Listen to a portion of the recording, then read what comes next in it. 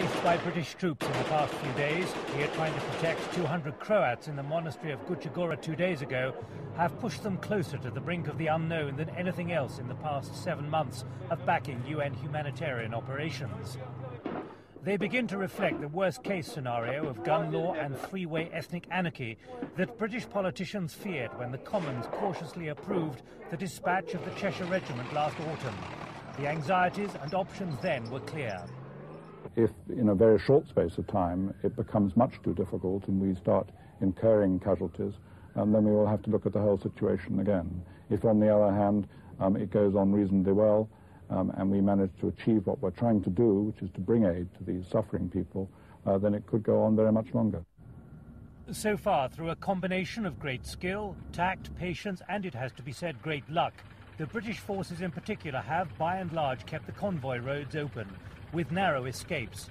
Like this sniper's bullet in a helmet, few casualties and only one death due to targeted gunfire against British forces.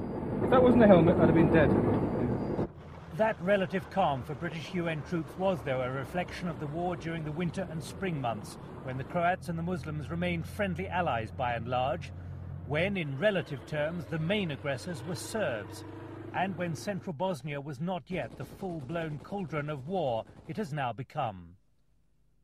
Someone knows. And everyone that knows is guilty. But as Colonel Bob Stewart, the Cheshire's commander, began pressing the humanitarian mandate well beyond its limits of escort duties in April to actively helping local communities, his troops discovered the horrific beginning of the Croat Muslim hate, which is now threatening to overwhelm the Prince of Wales Regiment, forcing them to shoot in self-defence as allowed by the United Nations. Last week's Serb attack on this Danish UN aid convoy using anti-tank shells of all things, in which 2 men were killed, underlines how random, indiscriminate and unpredictable the threat is now. Fearing the worst, defence chiefs dispatched the carrier Ark Royal to the Adriatic, a seaborne rescue platform steaming in circles off the Italian coast since January. Its crew preparing for the moment Whitehall decides that British forces in places like Vitez are in such danger that they must either be reinforced or evacuated to save lives. Today, as this squadron of British Jaguars prepared to beef up NATO air power over Bosnia 10 days from now, the Prime Minister said British troops had been right to fire in self-defence.